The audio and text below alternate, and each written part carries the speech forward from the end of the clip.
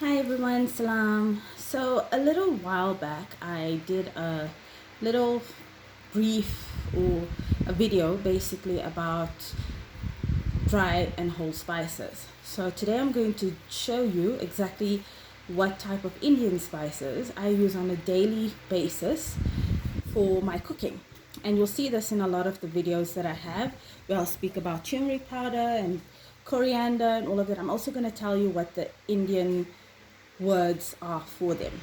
So this is called a masala dabba. This is something that I open up every single day and I use. The reason I put it in here is it's quite easy to get a hold of. So all your main spices are in one place, and then the rest of them get bottled up in my cupboard, so I don't have to have them open all the time. This doesn't last long, so I have to constantly refill them. So let me get through to this for you. Oh, let me get through all of these spices to you. So through to you, sorry. Um, Basically, these are the basic essential spices. So I'm going to start with the one that everyone knows. Of course, it's salt. Now, I like using pink Himalayan salt. This is just my preference. You don't have to. You can obviously use normal table salt, normal sea salt if you want, but I personally like this. Well, I've heard that there's quite a bit of benefits about it, so well, the more beneficial the better. I'm not sure if all the studies are true though, but I don't hear that it's harmful, so it works fine for me. So next I'm going to start with chili powder. So this is the chili powder that I use. It is Rustenburg chilies. I also have another type of chili powder that I use, which is Kashmiri chili powder.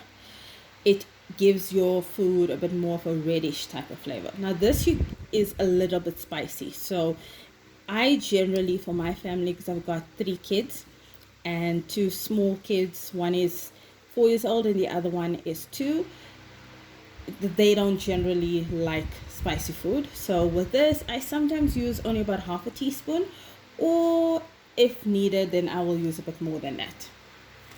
And it just depends on the other ingredients. If you recall, I spoke about earlier, a few videos ago, about the ginger and garlic. The red, if I'm adding the red ginger and garlic that's ground up with chilies, I will add a lot less of that because it has chili in it. So obviously it depends on how well you can handle spices. That's what you're going to use. So with chili powder, it's like it goes in almost all the curries. It goes in chicken curry, mutton curry, beef curry. I don't use it personally in fish curry, but you can. So I will share a fish curry recipe with you at some point. But basically, almost all curries. It basically is just ground up red chilies. So then I'm going to move over to coriander powder. This is basically just, if you remember what coriander looks like, that is the green part of the green garnish that people use often on their curries. Some people don't like the taste of it. They feel like it tastes kind of like, I think, like dishwashing liquid. That's what I've heard. That's obviously their taste buds that feel that way, but it's not the green leaves that's being ground up. This is actually the seeds.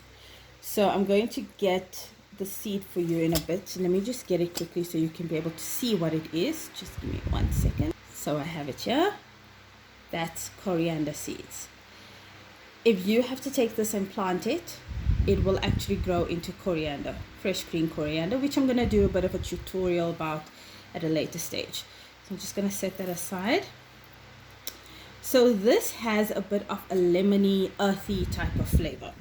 It is really mild. There's no chili flavor in it. It is not strong in the least bit.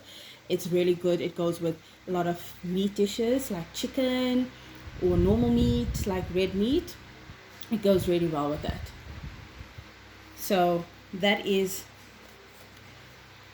coriander powder. Then I'm going to move over to the cumin powder. That's this one. So cumin powder is, if you remember in the dry spices that I did, the whole spices, That's cumin powder. That's cumin. So this is just ground up. What I do though is I make my own ground up powder from these seeds that I just showed you now. I'm just setting that aside. And the reason is I feel the flavor is a lot better. So what I do is I clean these, I wash them. So I buy them in like kilograms. I wash them and I clean them so I make sure that there's no sticks or stones in there. And then I toast it gently for about it doesn't change color, just a little bit, just until you get a little bit of a smell on there. Let it cool down and I grind it up, and that's the powder that you see that's there. The same thing I do with this. I wash it out, clean it, make sure that there's no stones or anything of the sort, and I then toast it, and the smell is amazing. And then I just grind it up. Next up is turmeric powder. That yellow, mustardy, deep, rich golden color, that's turmeric. So turmeric is really great. It's an anti-inflammatory, antibacterial. It is absolutely amazing. It gives your food a great color, but you don't use a lot of it. So that's why I've got a little tiny teaspoon here. I use normally about half of this for my curries. If I want it a bit more, so normally for my aknis and biryanis, I want it a bit more of a yellowish flavor or yellowish color, I use a lot more. That is excellent. You can even make ginger milk with it. You can make turmeric milk with that, turmeric latte. You can put it in your eggs. You can put it in so many different things, and this is really, really good. There's also a lot of people that use turmeric powder when they have a flu or a cold and a sore throat, and all that they do is they put a little bit of this in some warm water, which with some rough salt, which is whole salt. It's not the same type of salt, and they gargle with it, and it actually works.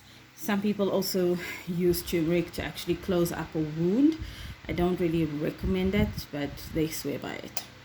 So that's turmeric powder, which is an excellent, absolutely amazing spice. That is very bland, bitter. It doesn't have any spicy taste or flavor in there at all. It just gives a lot of color and its healing properties, of course. Then we have rough red chilies. That is this one. So this is the finely ground up one. This is the more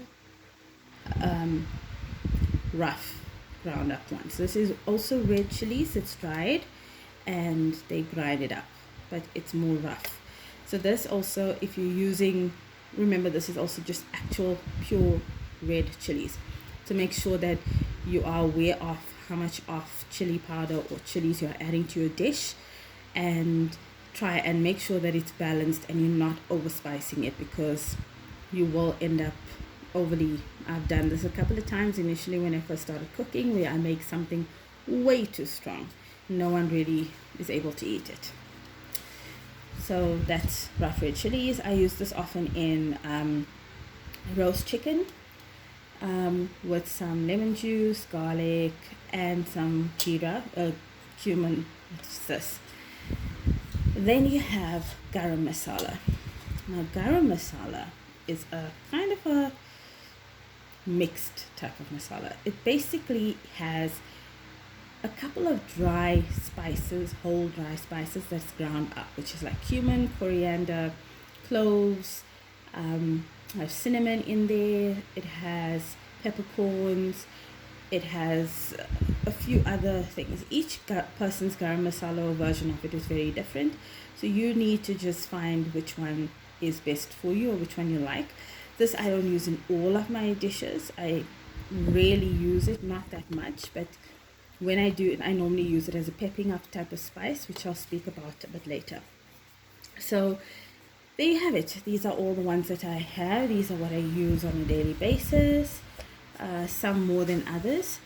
I'm going to go through what the Indian names for it are. So if I do have to slip up in my video, then you would know why. So cumin would be jeera or jeeru. Chili powder, that will be normally chili powder.